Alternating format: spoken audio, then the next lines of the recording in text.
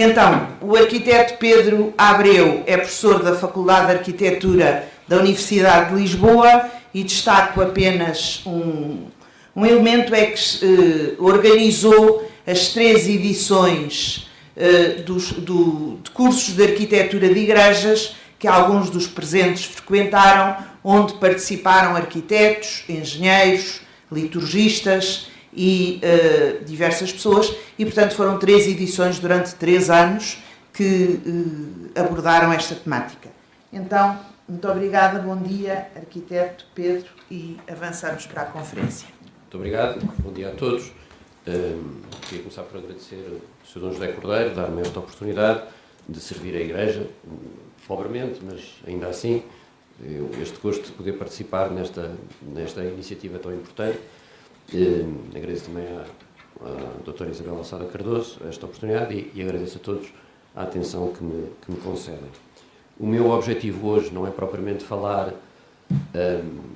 vou tentar a termo o mais possível, dada o prestígio da audiência, a termo o mais possível ao meu próprio assunto, que é a arquitetura e a teoria da arquitetura, nesse sentido, digamos assim, com esse capital que estou aqui, não sequer como um arquiteto de igrejas, mas como alguém que estudou arquitetura, já estávamos a fazer contas desde 90, que sou professor na faculdade e que abordo esta questão e, portanto, o que pretendo é, antes de mais,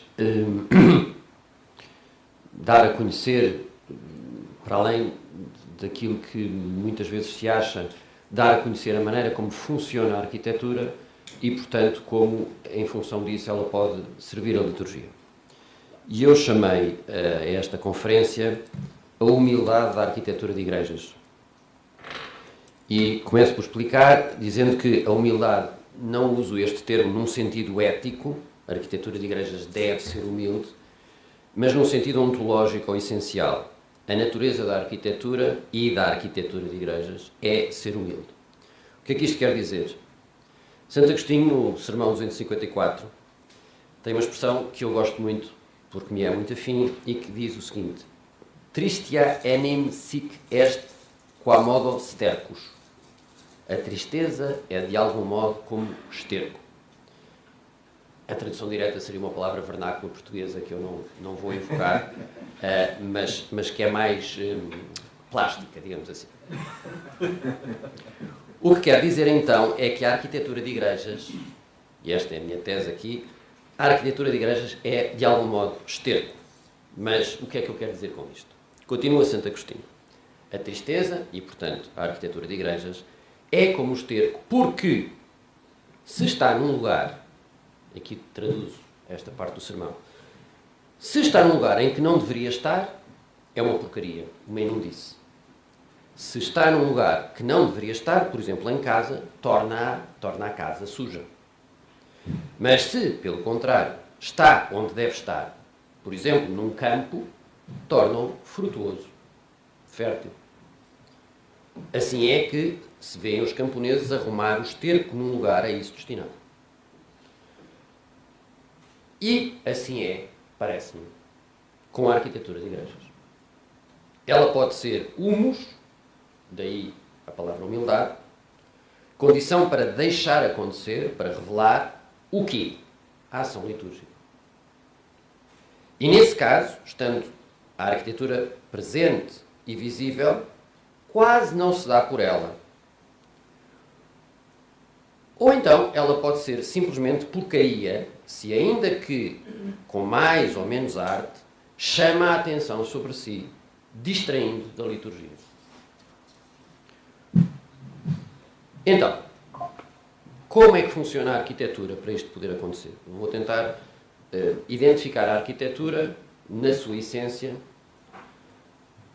relativamente ao efeito que proporciona e que é só dela, e ao fim que é só dela também. Ou seja, uma coisa qualquer só é identificada se tiver uma especificidade que não coincida com mais nada. E é isso que eu ando aqui à procura, ou que irei aqui à procura, relativamente à arquitetura. Qual é o seu efeito e qual é o seu fim. Comecemos por ver o que é que não é arquitetura. Vulgarmente diz que a arquitetura serve para proporcionar um abrigo. Não é assim. Ou que a arquitetura existe para responder a um problema funcional. Também não é assim. Para estas coisas não seria necessário conhecimento de construção. Para estas coisas não seria necessário o conhecimento, para estas coisas, como função e como abrigo, a arquitetura não seria necessária. Bastaria o conhecimento da construção para gerar um abrigo. Bastaria o conhecimento da engenharia civil para resolver um problema funcional. Em nada disto, a arquitetura teria uma especificidade e uma presença só sua. E a arquitetura também não existe para acrescentar valor estético à resolução funcional. Essa estética poderia ser dada por outras disciplinas que não a arquitetura, criando, por exemplo, aquilo a que se chamam instalações. Há muito tempo, nos anos 50, o Bruno Zévio, um grande teórico da arquitetura, dizia que aquilo que era específico da arquitetura era o espaço interior. E, portanto, seria um espaço interior com valor estético. Mas, hoje em dia, nós sabemos que isso não é específico da arquitetura, porque um espaço interior com valor estético pode ser aquilo que, depois dos anos 50, se vulgarizou muito, que são o que se chamam instalações. Instalações são esculturas com espaço interno. E isso não é necessariamente arquitetura. A escultura com espaço interno não é propriamente arquitetura. Algo fica de fora. Então, vou tentar agora usar uma alegoria para expressar o que é que entendo com arquitetura. E vou usar o Padre Carlos como protagonista, já lhe pedi autorização. Mas para que se...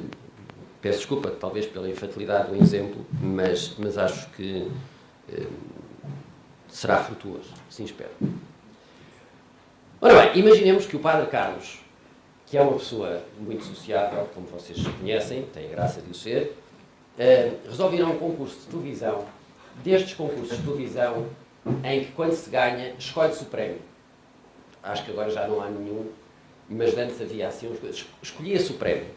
E o Padre Carlos, como sabem, é uma pessoa muito sensível e, portanto, ele vai à televisão, limpa os concorrentes todos, ganha e pede aquilo que mais deseja. Que neste caso seria, vamos abstrair que ele era padre e, portanto, teria gostos mais religiosos. Mas aquilo que o Padre Carlos deseja é poder ter um momento de contemplação intenso da obra de arte preferida.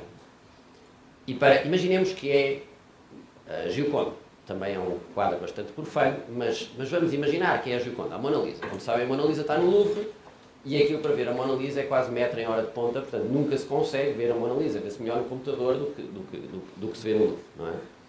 E então o Padre Carlos quer poder contemplar e usufruir da Mona Lisa afastado da civilização, afastado de todos os sítios. E é exatamente isso que quer que me deixem estar com a Mona Lisa durante um certo tempo, sozinho, na savana africana. E assim é. Entra ele e a Mona Lisa no avião, levam-no até a capital do Quênia, que agora me esqueci qual é, depois metem o Padre Carlos num jipe e a Mona Lisa noutro jipe bem empacotada, avançam durante 6.000 km até à base do Kilimanjaro e descarregam o Padre Carlos e descarregam a Mona Lisa na base do Kilimanjaro. O Padre Carlos senta-se confortavelmente debaixo de uma acácia com a Mona Lisa, os jipes vão-se embora e ele fica ali sozinho para contemplar a Mona Lisa. E contemplar intensamente. E aquele isolamento e aquele afastamento permitem de facto uma relação intensíssima com a Mona Lisa, de modo a perceber, de modo a captar aquilo que a arte dá. São momentos riquíssimos, são momentos interessantíssimos. Ponham, em vez da Mona Lisa, que de facto é um quadro um bocadinho profano, podia ser a Pietà de Miguel Ângelo, podia ser o Êxtase de Santa Teresa do Bernini, podia ser a Queda do Cavalo do Caravaggio, ou a Escolha de Mateus do Caravaggio, que não poderia ser arrancada da igreja, mas vamos supor que, pronto, estava ali, naquela contemplação intensa que, notem, e quem já experimentou percebe o que é que eu estou a falar, é uma contemplação que nos faz sentir mais humanos, é uma contemplação que faz subir a humanidade. É uma contemplação em que nós percebemos a graça da maneira como somos feitos indiretamente, porque é como se aquilo nos levasse quase ao nível dos anjos. E o Padre Carlos está assim nessa contemplação intensa, abstraído de tudo. Mas às tantas houve um restolhar de ervas. E isso falo ter um sobressalto. Afinal, estamos na savana, pode ser um predador. E mais ainda, ele estava de tal modo concentrado na contemplação da obra de arte que aquele restolhar já pode ter acontecido há muito tempo e ele não se ter dado conta. Então ele tem um sobressalto, levanta-se, pega num pau, bate à volta todos os arbustos para ver se há algum predador, não encontra nada, acalma-se, senta-se para voltar à contemplação da obra de arte. Agora, peço-vos o favor de tentarem entrar nesta circunstância, de se imaginarem mesmo lá naquela situação. O que se passa é que ele já não consegue fazer isso. Já não consegue entrar naquela entrega total à contemplação da obra de arte. Porquê é que não consegue? Porque é como se o animal no qual todos nós estamos montados, portanto, o animal sobre o qual está montado o Padre Carlos, peço desculpa, o animal sobre o qual está montado o Padre Carlos tomasse o domínio de si. Aquele animal agora está preocupado com a sobrevivência e, portanto, ele já não consegue aquela entrega total à obra de arte. Ele vai estar, como se diz, com um olho no burro e outro no cigano. E, portanto, aquela entrega, e, portanto, aquela comoção, e, portanto, aquela experiência de humanidade total que acontece com a obra de arte, já não vai acontecer. Já não é possível acontecer. Exatamente porque este animal, de algum modo, vem ao de cima. E agora pensemos. Onde e como poderia o Padre Carlos voltar a esta experiência de contemplação?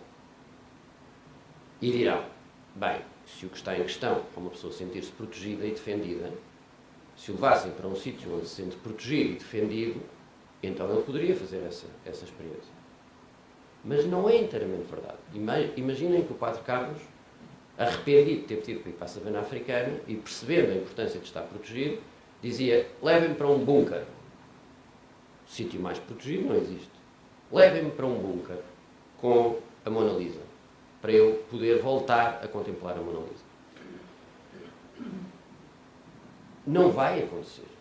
Porque o ambiente do bunker, dando esta proteção total, ainda assim, exatamente na expressão e na atmosfera que apresenta, tem sempre presente um significado de ameaça. Tem sempre presente um significado de defesa de uma agressão. E isso está presente naquela atmosfera, naquele ambiente. De tal modo que ele ainda não se consegue abstrair daquilo que está à volta para se concentrar na obra de arte. Não é um sítio, não basta que seja um sítio que nos dê a máxima proteção para nós podermos voltar a esta contemplação da obra de arte. De onde? Só algo a que se chama arquitetura, só uma situação a que nós vamos dar o nome de arquitetura, pode criar as condições para a experiência da obra de arte. E isso, não se trata apenas de proteger, mas trata-se de algo mais do que proteger. Trata-se de criar uma espécie de empatia, não vou definir para já, mas trata-se daquelas circunstâncias que me permitem voltar a esta entrega total de mim àquilo que estou a fazer. Isso poderia ser um ambiente como o Museu da Gulbenkian, que proporciona isso, evidentemente, mas também poderia ser um ambiente como o Jardim da Gulbenkian, que não me protegendo, não tendo o teto por cima, mas também me permite esta entrega de mim. Ou poderia ser um lugar como a Nave dos Jerónimos. O que está em questão, então, na arquitetura, é a possibilidade de se habitar, roubando uma expressão desenvolvida por Heidegger, a possibilidade de se habitar. Habitar é seco. Habitar-se. Eu roubo esta expressão, habitar é seco, das moradas e dos castelos interiores de Santa Teresa d'Ávila, que diz como o primeiro grau para poder rezar é habitar é seco, habitar-se. Poder ser eu e integralmente humano no que estou a fazer. O que está em questão na arquitetura é algo muito importante e decisivo para a liturgia. Porque é a arquitetura que compete criar, tipicamente, não quer dizer que não aconteça noutras circunstâncias, mas tipicamente é preciso a arquitetura para criar as condições de possibilidade para se ser humano. Todos os seres humanos têm o potencial de serem humanos, de agirem humanamente. Mas em certas circunstâncias, como aquela que eu descrevi na savana africana, mas em certas circunstâncias o ataque do ambiente exterior dessa humanidade, o ataque, em certas circunstâncias, o ataque do ambiente exterior ataca essa humanidade como qualidade do que é humano. E esta qualidade do que é humano é secundarizada porque é preciso defender a sobrevivência. Sempre que a minha sobrevivência ou eu sou chamado pelo ambiente exterior e deixo de poder prestar atenção a mim próprio, esta humanidade, de algum modo, é secundarizada. A humanidade em ato, não a humanidade potencial, que essa está lá sempre, evidentemente. O animal no qual o humano está montado vem ao de cima, adquire domínio sobre o ser humano. Eu não deixo de ser potencialmente humano, mas não estou a ser efetivamente humano. Não estou a entrar em contacto comigo mesmo, a prestar atenção ao meu eu e a comportar-me em função disso. E isso pode acontecer não apenas quando quero apreciar efetivamente uma obra de arte, mas também quando quero estar com um ente querido, dando-me totalmente e prestando-lhe total atenção, ou quando quero estar comigo em introspeção, ou quando quero estar com Deus em oração ou meditação, ou quando quero estar efetivamente presente à ação litúrgica.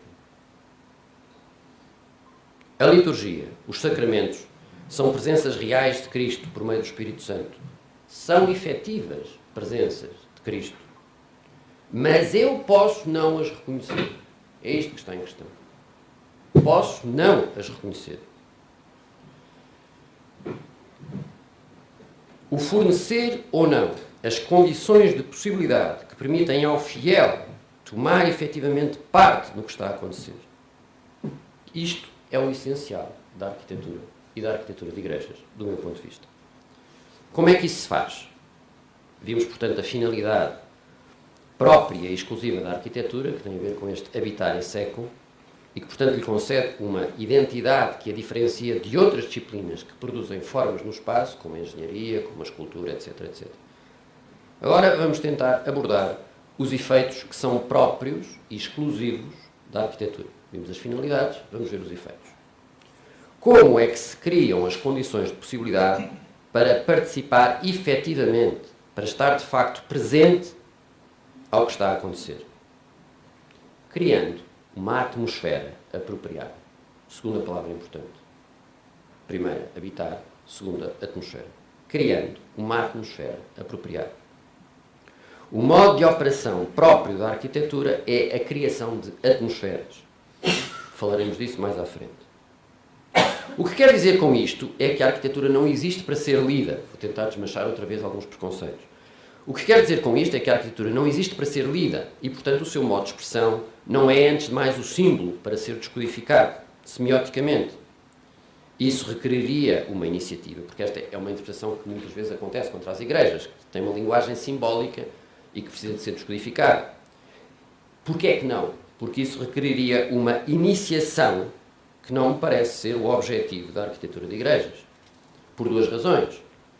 Porque seria criar uma mensagem paralela à liturgia e, portanto, não essencial. E porque fugiria ao propósito, esta maneira de conceber a arquitetura, porque fugiria ao propósito de potenciar a compreensão e recepção do significado dessa mesma liturgia. Não é a arquitetura que é simbólica, é a comunidade, a Igreja e a liturgia, os sacramentos, que são simbólicos. Símbolos de Cristo e da ação de Cristo.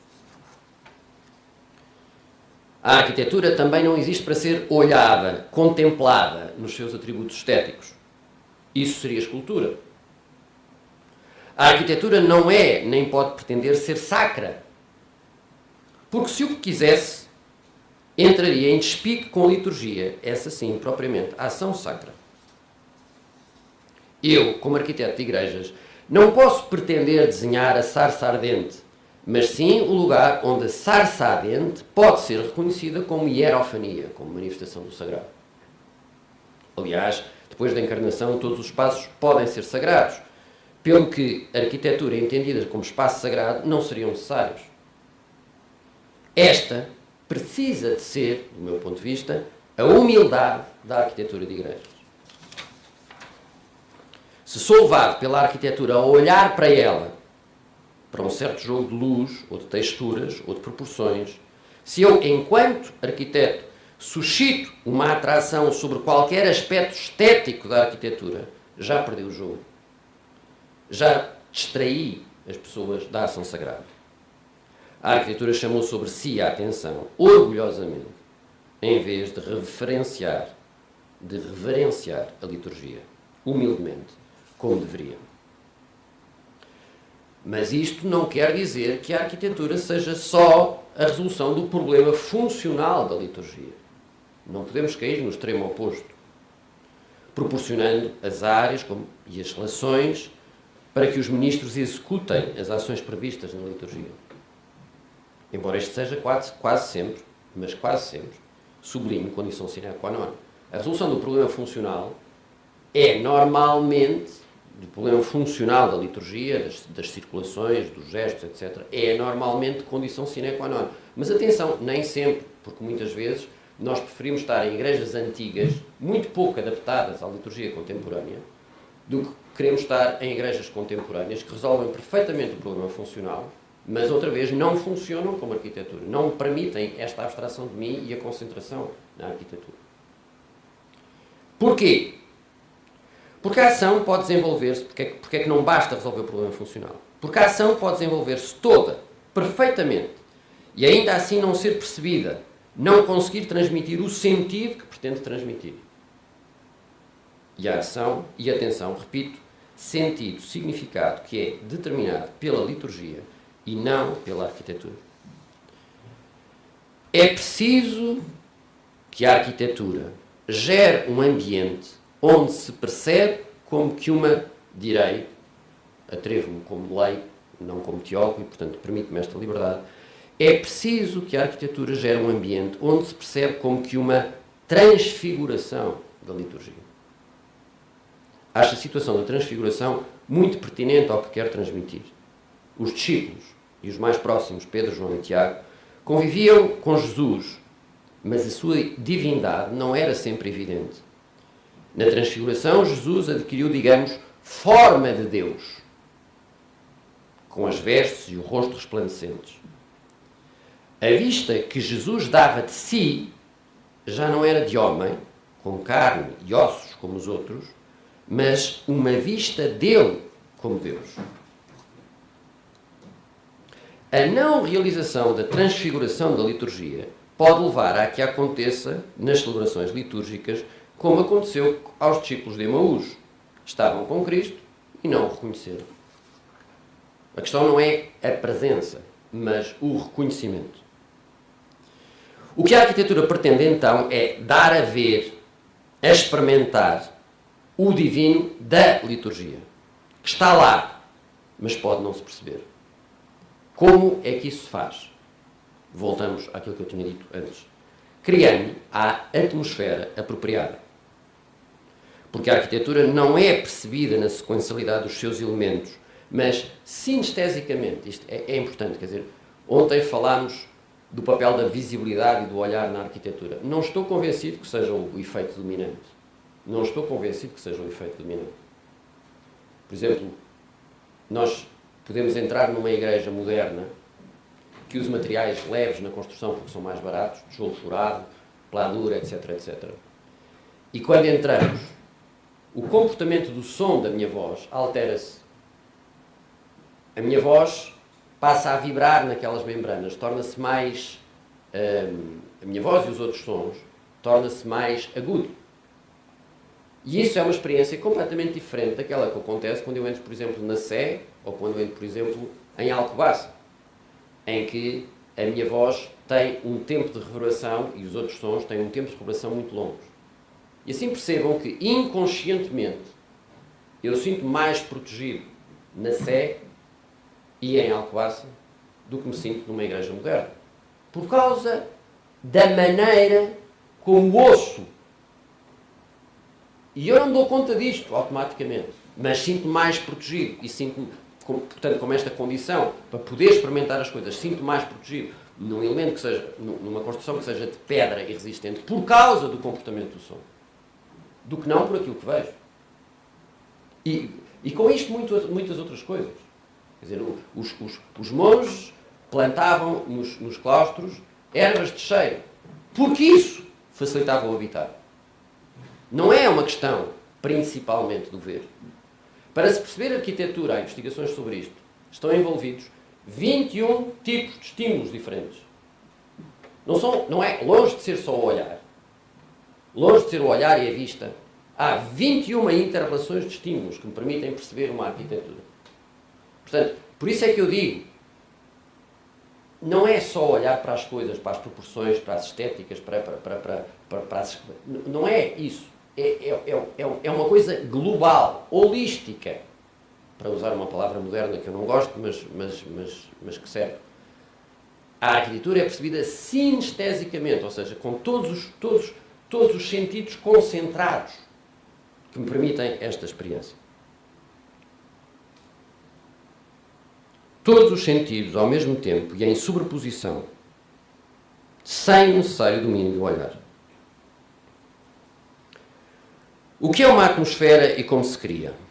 Uma atmosfera, ou ambiência, é um campo afetivo difuso, uma envolvência, um espaço dotado de certa qualidade sentimental, que é físico, o espaço, mas que é primeiramente percebido como veiculando um certo tom afetivo, uma tonalidade de espaço, um pouco como na música, em que nós percebemos imediatamente qual é o tom da música, se é triste, se é alegre, se é energético, se é calmante. Eu não preciso saber música para ver isso. Eu não sei a sequência dos sons, mas capto esta experiência. E o mesmo acontece com a arquitetura. Falamos de atmosferas, como exemplo, para que se percebam o que eu estou a dizer, falamos de atmosferas quentes ou frias, e isso não depende da temperatura. Falamos de uma paisagem nostálgica, de um ambiente solar, querendo significar alegre, e não necessariamente com sol.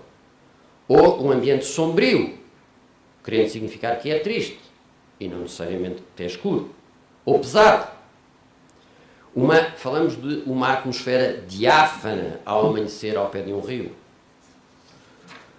A atmosfera ocorre entre os objetos e os sujeitos, numa zona intermédia. Portanto, esta partição entre objeto e sujeito, sendo a arquitetura objeto e depois o sujeito que capta, não funciona verdadeiramente. Não corresponde. Se nós fizermos para usar uma palavra cara, se nós fizermos uma fenomenologia da arquitetura, do que está a acontecer na arquitetura, esta separação entre sujeito e objeto não é verdadeira.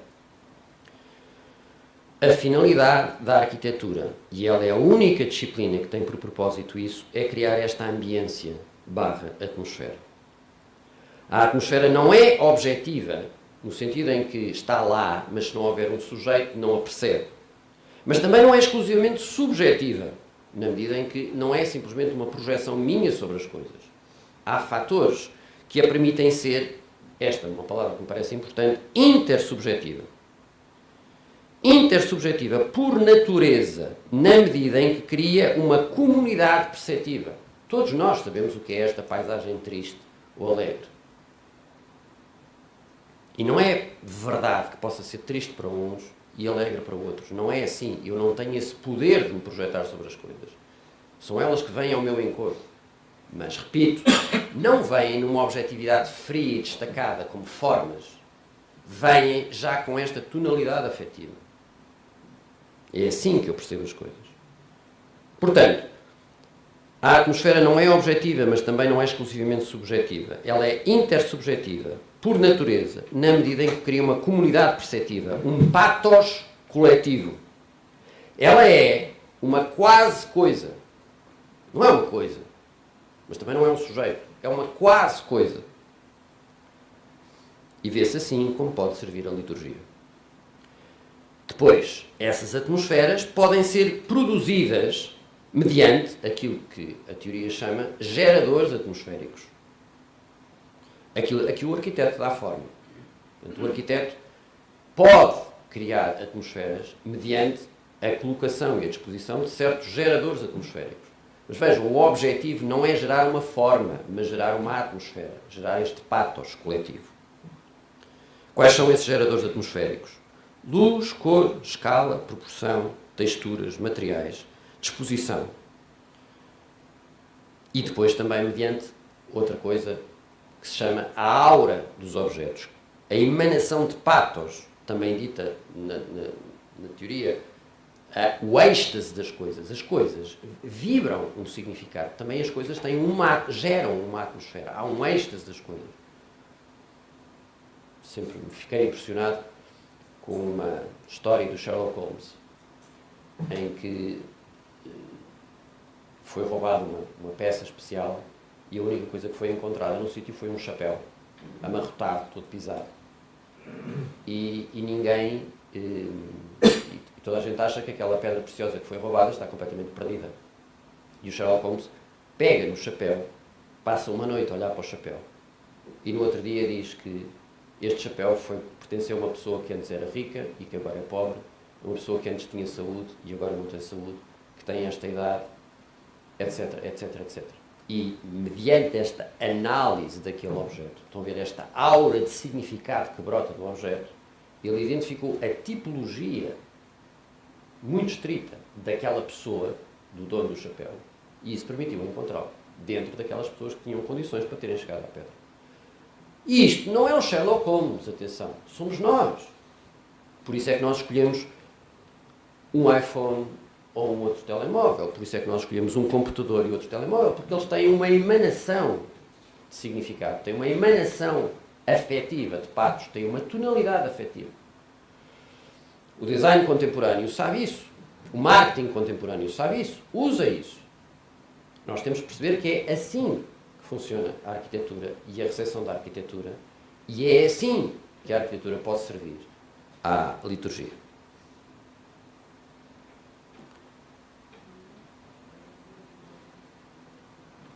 E esta, atenção, que esta emanação é qualquer coisa que, agora, outro passo que me parece importante, estas atmosferas são produzidas pelo arquiteto mediante os geradores atmosféricos. E mediante a aura dos objetos, a emanação de pathos, o êxtase das coisas, que cai na competência formalizadora do artista plástico. E aqui parece-me que começa a perceber-se quais são as áreas de cada um. Mas compete ao cliente, dono de obra, definir o teor, o significado, o pathos dessa atmosfera. Quem diz o que é que se deve sentir não é o arquiteto. É o dono de obra, é o cliente, é o liturgista. É o cliente, o dono de obra, que permite definir isso, que depois o arquiteto formalizará. É típica a história da construção do Jesus em Roma, que tinha uma relação entre estes três personagens essenciais da arquitetura de liturgia excepcional. Tinha o cardeal Federico Borromeo por dono de obra, tinha o Vignola, arquiteto, como arquiteto, e tinha, se não me falha a memória, o André Del Pozo como artista que pintou os tetos e as coisas todas. O Padre João Norte me corrige-me se eu estiver enganado. Não tenho dúvidas quanto aos dois primeiros, tenho dúvidas quanto ao artista. É o Pozo, não é? Pronto. Foi o Federico Borromeo que determinou a experiência que devia acontecer naquela igreja paradigmática do Barroco. Ao Vignola competiu apenas dar forma, trabalhar a luz, trabalhar a proporção, trabalhar a escala. Mas também não lhe competiu criar uma série de signos para depois serem interpretados. Isso competiu ao André Del Poço e a todos os outros artistas que ali trabalharam, na escultura, dos elementos, etc, etc.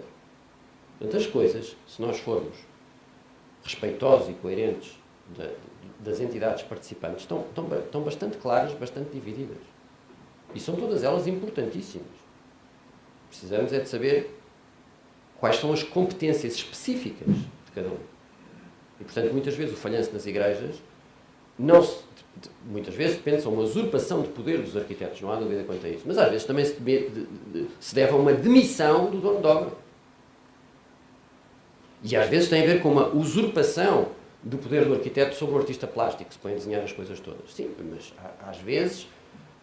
às vezes isso também se deve ao dono de obra, às vezes por razões económicas e financeiras, são outras em que eu não vou entrar, mas em que o artista plástico não está com o arquiteto desde o princípio e com o dono de obra desde o princípio, para que o arquiteto diga, olha, eu quero criar uma atmosfera assim e, portanto, vê tu que objetos é que servem a isto.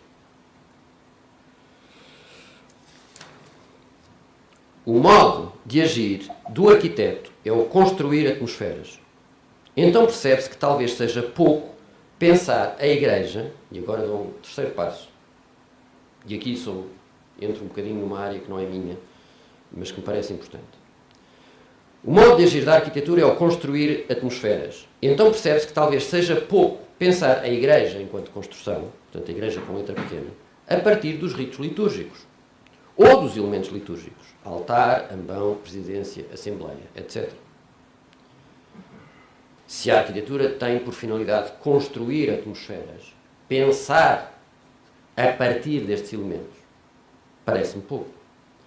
Implicaria, antes de mais, contudo, percebê-los a partir da sua aura, da sua esta de coisas, ou seja, do campo afetivo que emana a partir deles, e não apenas do seu caráter perfumativo ou mesmo do seu significado. E isso implicaria uma inspeção desses elementos dentro da sua tradição, a maneira como eles foram, a maneira como ele percebê-los, os diversos elementos, estes elementos na história, perceber, digamos, esta aura, esta emanação de patos que eles tiveram. Não apenas se a forma é bela ou não, não apenas o que é que a cada forma diz na sua decoração, mas o que é que eles transmitem, de quem é que eles falam, qual é o sujeito que está por trás, o sujeito que eles representam. Esta tradição, como se manifestaram ao longo da história, as emanações de patos. Agora não é a altura para isso e este tema poderá depois ser abordado e talvez com mais propriedade quando se falar da relação entre arte e liturgia, portanto este valor de cada um destes elementos. Um destes elementos, contudo, parece-me importante abordar aqui. Trata-se da Assembleia. Porque a Assembleia, que parece o mais insignificante destes elementos, mas porquê é que eu acho que é importante tratar da Assembleia e pensar a Assembleia? Porque a Assembleia, como conjunto dos fiéis, por um lado, é onde se situa o essencial da questão perceptiva, ou da recepção da liturgia. Portanto, a Igreja é feita para favorecer a recepção, a compreensão, a participação na liturgia. É preciso que a Assembleia esteja efetivamente presente, consciente, atenta, participante à ação litúrgica. E para isso é preciso gerar atmosferas tais que facilitem esta recepção. O controle da luz é essencial, mas também a disposição do espaço. Exemplo, nota a título de exemplo isto, e portanto esta espécie de clivagem entre a noção de atmosfera e a noção de significado, ou de elementos significativos na Igreja. A maior parte das igrejas, até ao movimento moderno, tem o teto sobre o altar, sobre o presbitério, mais baixo, sobre o altar, não exclusivamente, sobre o presbitério, tem o teto sobre o altar mais baixo do que sobre a nave. Nas igrejas até ao Renascimento e em toda a arquitetura portuguesa chã, barroca, portanto, o teto do presbitério é mais baixo do que o teto da nave. Em algumas igrejas do Renascimento e Barroco, recorre-se ao efeito de colocar um baldaquino ou cibório sobre o altar. Miguel Ângelo fez São Pedro. E o Bernini percebeu que aquilo não funcionava. Porque quando o celebrante estava por cima do túmulo de São Pedro, naquela escala imensa, perdia-se, não se via. Então inventou aquele baldaquino que fica muito mal nas fotografias. Eu quando vi aquilo pela primeira vez, lembro-me, estava no meu 8º ano, e disse, mas como é que se põe uma coisa destas aqui? Quando eu fui lá a São Pedro, percebi. Se não tivesse lá o baldaquino, e eu não trouxe aqui, depois posso-vos mostrar, mas fiz uma fotomontagem de São Pedro com e sem baldaquino, e a experiência é completamente diferente. Mas, repito, quer dizer, do ponto de vista da experiência arquitetónica, eu acho que aquilo funcionava melhor sem baldaquino. Do ponto de vista da ação litúrgica, sem baldaquino não funciona. É isto que está em questão. Em algumas igrejas do Renascimento e Barroco, recorre-se ao efeito de colocar um baldaquino, um cibólio sobre o altar. E também em muitas intervenções, por exemplo, é interessante ver isto, muitas intervenções do Gaudí em igrejas pré-existentes. Em Maiorca, mesmo na Sagrada Família ele faz isso, cria um baldaquino suspenso para chamar a atenção sobre o altar. Porquê? Porque é que é necessário isto? De modo, e porque é que nas igrejas barrocas o presbitério tem o teto mais baixo? Bem, de modo a que o olhar baixe e se foque no que acontece liturgicamente. A celebração está a acontecer ali. E, portanto, se eu estou a olhar para o teto, não estou a segui-la. Não estou a vivê-la. A ideia abstrata de que a parte mais nobre da igreja deve ser a que tem o teto mais alto, como acontece em muitas igrejas, lembro o Sagrado Coração de Jesus em Lisboa, a ideia abstrata de que a parte mais nobre da igreja deve ser a que tem o teto mais alto faz com que a Assembleia se distraia do celebrante e do altar e estes fiquem perdidos no espaço. A relação com Deus no cristianismo, depois da encarnação e depois do Pentecostes, como descida do Espírito Santo e constituição da igreja, é horizontal, não é vertical. Eu relaciono-me assim com Jesus encarnado nos meus irmãos da igreja. Penso, se tiver, depois os teólogos corrijam, mas eu acho que a relação com o divino, se eu tivesse que expressar vetorialmente, desenhando, a relação com o divino do cristianismo é ali, horizontal, olhos nos olhos, como era com os discípulos e Cristo. E, portanto, na liturgia não pode ser de outra maneira. Se Deus está presente na ação litúrgica e nos sacramentos, estão ali. Bem, isto quanto às condições de recepção. Estou a dizer isto tudo porquê? Para explicar a importância da Assembleia enquanto lugar onde onde se dá esta recepção da liturgia. Mas atrevo-me outra vez, dou um passo outra vez mais atrevido. Mas há outra dimensão, provavelmente mais importante, e este provavelmente deve-se ao facto de não ser teólogo, que é o caráter sacramental da Igreja, que a Assembleia corporifica. De algum modo, a Assembleia, enquanto Igreja, é de per si sacramento. Em meu apoio, cito o número 7 do Sacrosanto Concílio, que diz que a liturgia é a ação de Cristo. O Sacrosanto Concílio, já vou dizer onde, é o primeiro documento onde se afirma a Igreja como sacramento. No número 7 do Sacrosanto Concílio, diz que a liturgia é a ação de Cristo na Igreja. E, portanto, não exclusivamente o ministro, como muitas vezes se tende, não quer dizer que se diga, mas se tende a pensar. Diz que Cristo está presente de maneira particular na Sagrada Eucaristia, em 4 elementos. No ministro, na palavra, nas espécies eucarísticas e na Assembleia. Ora, parece-me, e isto é outra vez uma interpretação de não especialista, não liturgista, não teólogo, mas de arquiteto e teórico da arquitetura com algum conhecimento de história das igrejas, parece-me, dizia, que neste período pós-Vaticano II se estudou e analisou em profundidade os equipamentos litúrgicos, correspondentes a 3 daqueles elementos de presença de Cristo. Estudou-se a presidência, correspondente ao ministro. Estudou-se o ambão, correspondente à palavra. Estudou-se o altar, correspondente ao sacrifício do corpo e sangue de Cristo. Mas não se deu, repito, é uma perspectiva pessoal, não se deu a devida atenção ao caráter sacramental da Assembleia. E cito o Concílio Vaticano, o número 7 do Sacrosanto Concílio, quando diz esta presença, este sacramento da Igreja, quando a Igreja reza e canta. E continua a citação: ele que prometeu, onde estivessem 2 ou 3 reunidos em seu nome, que estaria no meio deles. Assim, por um lado, a Assembleia é onde se situa o essencial da questão perceptiva ou da recepção da liturgia.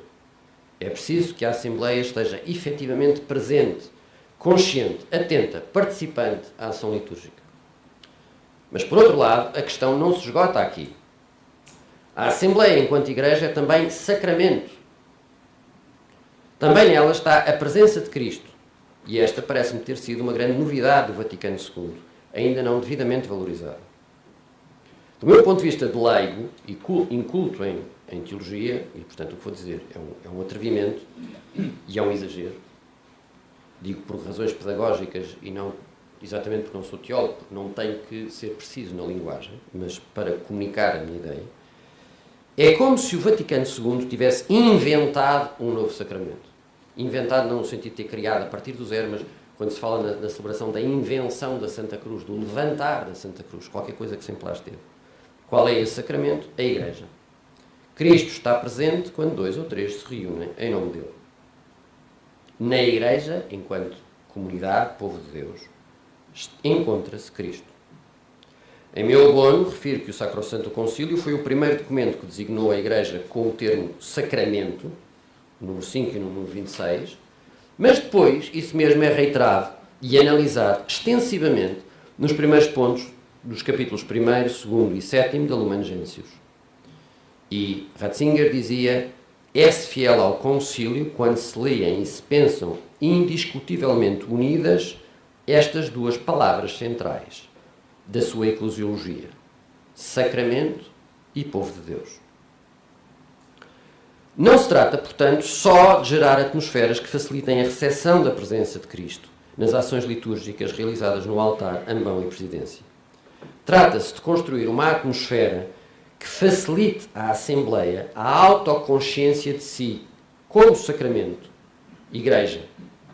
Uma atmosfera de unidade, uma atmosfera coral, uma atmosfera de comunhão, uma atmosfera onde se encontra Cristo nos irmãos, realizando também aqui esta transfiguração. A forma arquitetónica pode e deve participar nisso. Aqui a forma arquitetónica também tem qualquer coisa a dizer e isto merece ser pensado.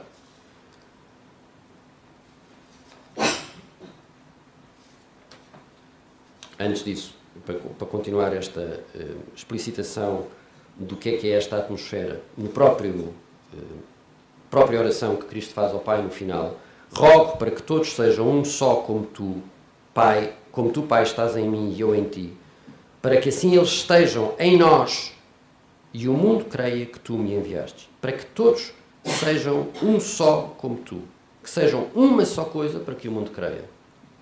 Nós, fiéis, também fazemos parte do mundo, neste sentido. Nós, na Assembleia, precisamos de ver que somos uma só coisa. Portanto, a Assembleia tem que proporcionar esta visão de si mesmo como uma só coisa. E a forma arquitetónica pode e deve participar nisso. Por exemplo, se os bancos forem curvos, aqui como na Santíssima Trindade, a visão periférica permite-me perceber a pessoa que está ao meu lado, porque está um bocadinho mais à frente. E permite-me perceber a pessoa que está ao meu lado na realização do mesmo gesto que eu, na oração, acompanhando-me em unidade comigo. E isto gera esta noção de unidade.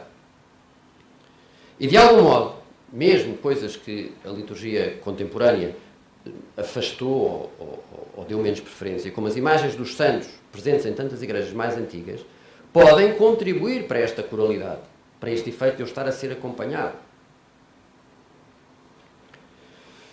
E pronto, fico por aqui. Muitos assuntos mereceriam ainda ser tratados. Há esta análise agora dos elementos e do significado dos elementos. O êxtase das coisas apropriado ao altar. Pode avançar desde já que eles têm como, este altar tem como um caráter centrípeto de atração gravítica, assim. O êxtase das coisas apropriado ao ambão, pode-se dizer que tem um caráter, ao contrário, centrífugo, lançado, projetado sobre a Assembleia.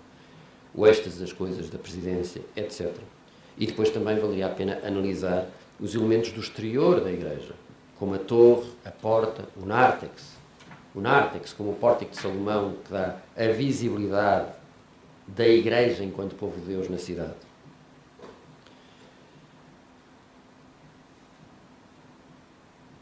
E mereceria também analisar a maneira como os outros tratamentos, os outros sacramentos se podem dispor na igreja e como determinam a arquitetura. E era importante também analisar o espaço igreja quando se disponibiliza para a ação privada dos fiéis, fora dos momentos litúrgicos. E, portanto, a questão da localização da reserva eucarística.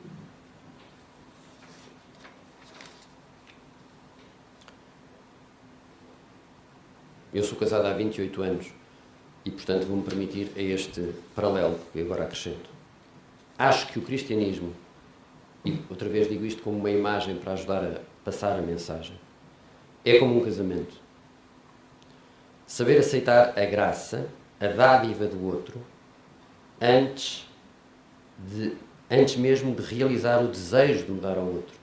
Normalmente, quem tem 28 anos de experiência percebe que o casamento é, sobretudo, receber o outro como ele é, em vez de se dar, porque aí sou frágil e pretencioso. O mundo moderno não compreende o casamento. Há filmes sobre namoros e sobre separações, mas não há filmes sobre casamentos. Parece-me que a igreja é também um espaço incompreendido. Não é um espaço de procura, como muitas vezes é entendido, de tensão para o alto, mas um espaço de recolhimento, de acolhimento, de agradecimento. É um espaço para aceitar a dádiva de si do outro. Um espaço que me predispõe a aceitar a dádiva de si, de Deus. E é tão difícil hoje aceitar. A pergunta é então, qual o melhor espaço para amar a Deus? Uso uma palavra desapropriada. Para namorar com Deus. Sabendo que o melhor modo de namorar com Deus é a liturgia. Foi assim que ele se quis dar.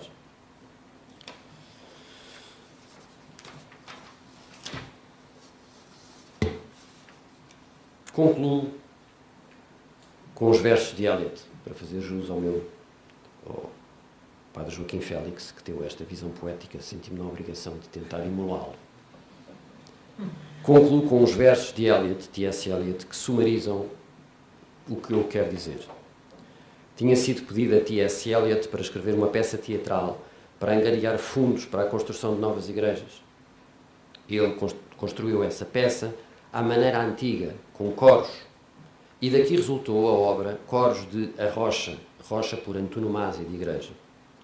O texto é extraordinariamente rico para a compreensão, seja de igreja com maiúscula, como comunidade dos fiéis, seja de igreja com minúscula, como arquitetura para a realização das ações litúrgicas e da oração privada dos fiéis.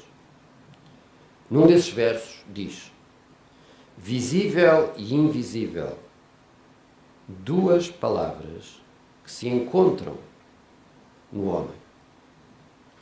Visível e invisível têm de se encontrar no seu, com letra grande, não do homem, mas no seu, de Cristo. Visível e invisível têm de se encontrar no seu templo. Não se deve renegar o corpo, a percepção. Não vou explicar, vou só repetir para que se possam meditar demoradamente estas palavras. E cito o texto original em inglês por causa do som. Visible and invisible, two words meet in man.